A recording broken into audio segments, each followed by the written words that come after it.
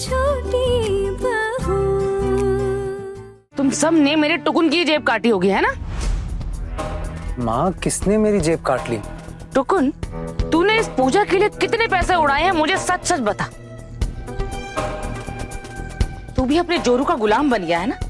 तेरी जोरू ने कहा उसे पैसे की जरूरत है और तूने फट से पैसे थमा दिए। माँ बाप के लिए पैसे देने के लिए तेरी आत्मा कांप उठती है, लेकिन तूने एक पूजा के लिए इतने पैसे उड़ा दिए। माँ, पैसा क्यों कह रही है? पहली बात तो ये, मैं अपनी माँ बाबा की जरूरतों को उनके कहने से पहले पूरा करता हूँ। और माँ बाबा ही क्यों, इस घर के हर एक मेंबर की खुशियों पे पैसे खर्चने में मुझे कोई प्रॉब्लम नहीं है। और दूसरी बात, आना ने मुझसे कोई पैसे नहीं लिए, लेकिन मैं दूंगा जरूर माँ। पहले पता तो चल जाए कि उधारी कितनी हुई है। ए पारो, तुमने भी मेरी पॉकेट से पैसे निकाल कर इन्हें तो नहीं दिए? नहीं, आपकी पॉकेट तो वैसे भी सरकारी राशन की दुकान की तरह है ना, उसमें कुछ भी नहीं रहता और बाकी आप साफ कर देते हो अपने आप ही। मैंने कुछ नहीं लिया। खबरदार! आइंदा से अगर तुमने मुझसे ऐसे बात की तो अच्छा नहीं होगा तुम्हारे लिए। दादा धीरे, इसमें इतना गुस्सा करने वाली क्या बात है? ये बात तो सच है कि इतने लोगों के आयोजन के लिए पैसे तो लगे होंगे, लेकिन ये पैसे आए कहां से ये पता करना है।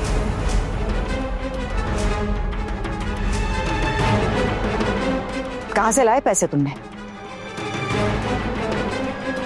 आना, माँ को इस बारे में बिल्कुल भी पता नहीं चलना चाहिए कि तूने गहने गिरवी रखे थे, नहीं तो माँ बहुत गुस्सा करेंगी।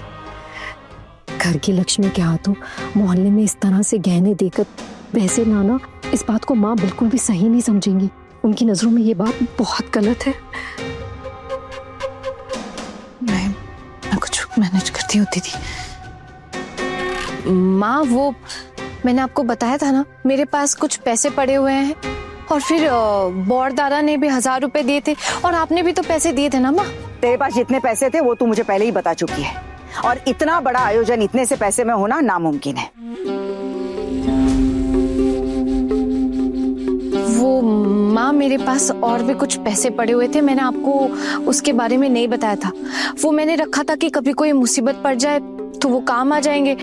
बस उन्हीं रुपयों का ख्याल आ गया तो उसी को मैंने पूजा में डाल दिए। तो अब तुम्हारे पास कुछ भी नहीं बचा होगा। लेकिन माँ, राधा कृष्ण जी की कृपा होगी तो पैसे तो दोबारा आ जाएंगे। अगर इज्जत चली जाती तो वो वापस नहीं आती ना। और दोबारा पैसे आएंगे कहां से? अब क्या तुम पैसे भी कमाने लग जाओगी? अगर ऊपर वाले ने चाहा तो एक दिन ये भी जरूर होगा पोल्टू दादा।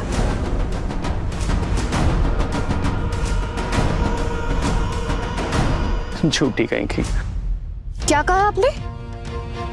खबरदार जो आपने मुझसे ऐसे बात की तो। मैंने झूठी कहा है, और सिर्फ कहा ही नहीं, मैं साबित भी कर दूंगा सबके सामने कि तुम झूठ बोल रही हो। जीजी, ये साबित करने वाली बात क्यों बोल रहे हैं? कहीं इन्हें कुछ पता तो नहीं है? हाँ, अगर पता होगा तो बहुत गड़बड़ हो जाएगी। ऐसा नहीं हो सकता है दीदी, मैंने वैसे भी वहाँ गलत एड्रेस दिया, तो इन्हें कैसे पता चलेगा? ये सिर्फ अपना अंदाजा लगा रहे हैं और कुछ भी नहीं। वैसे भी पैसे तो मेरे ही खर्च हुए हैं ना, ये बात तो सही है। अब पैसे आए कहाँ से ये बड़ी बात थोड़ी ना है। नहीं आना, अगर इनको फिर क्या हुआ? खुसर शुरू हो गई? बड़ी मामी, मुझे तो हैरानी भी नहीं होगी ये जानकर कि आपके घर की छोटी बहू ने किसी गलत तरीके से ये पैसे कमाए हैं।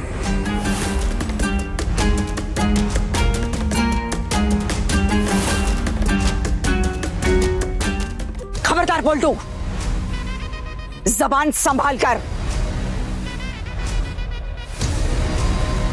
घर की बहुओं के साथ आप इज्जत से बात करना नहीं जानते और आप हमसे हिसाब मांगने के लिए आए हैं। मुझे नहीं लगता कि हमें आपके किसी भी सवाल का जवाब देना चाहिए। और जब तक आप अपनी इस बात के लिए मुझसे माफी नहीं मांग लेते ना पोल्टू दादा, आज के बाद मैं आपको भैया भी नहीं बोलूंगी, क्योंकि आप उसके लायक ही नहीं है।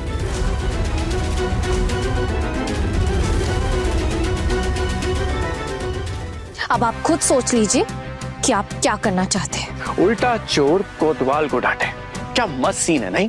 सुन छोटी बहू, जब तक ये तेरा मुखौटा मैं सबके सामने निकाल कर फेंक नहीं देता ना, तब तक मैं चैन से नहीं बैठूंगा।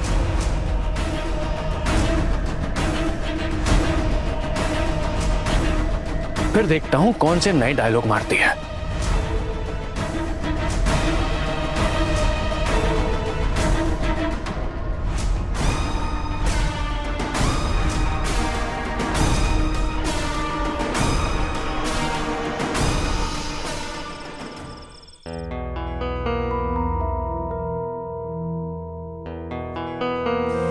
बताइए, आपने क्यों बुलाया?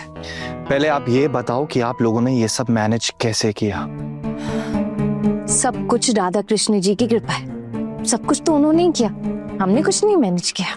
आप मुझे क्या समझती हो आना? मैं कोई दूध पीता बच्चा हूं कि आप कुछ भी कहोगी और मैं वो बात मान लूंगा? इन सब चीजों के लिए पैसे लगते हैं, तो आप ये पैसे कहां से लेकर आई?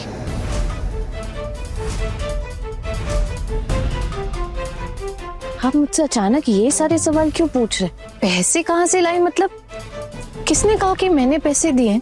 मैं अकेले तो नहीं थी ना वहाँ, मेरे साथ और भी तो लोग थे, उनसे भी पूछिए।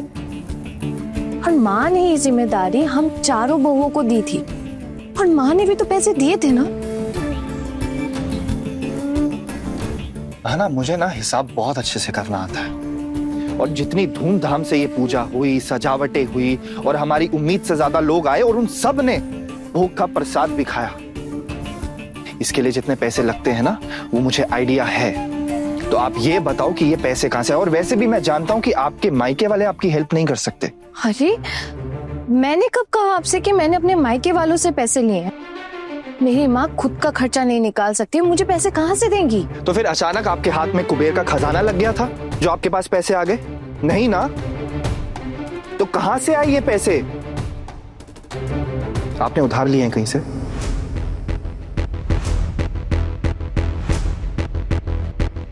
अरे क्या उधार?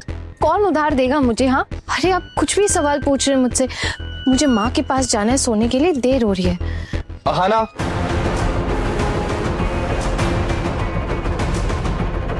आपकी वजह से मेरी बहुत बेइज्जती हो रही है।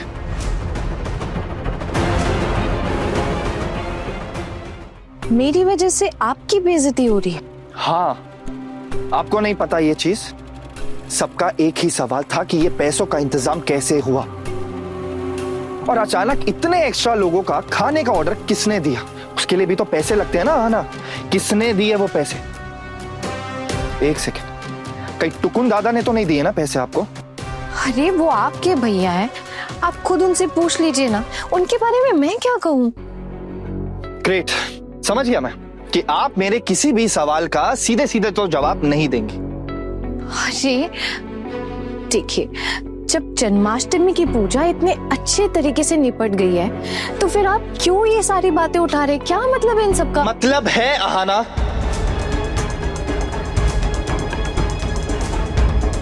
मुझे पूरा डाउट है कि आपने कोई ना कोई बहुत बड़ी गड़बड़ की है। किस गड़बड़ की बात कर रहे हो आप? आपने अपने कोई गहने बेचे हैं?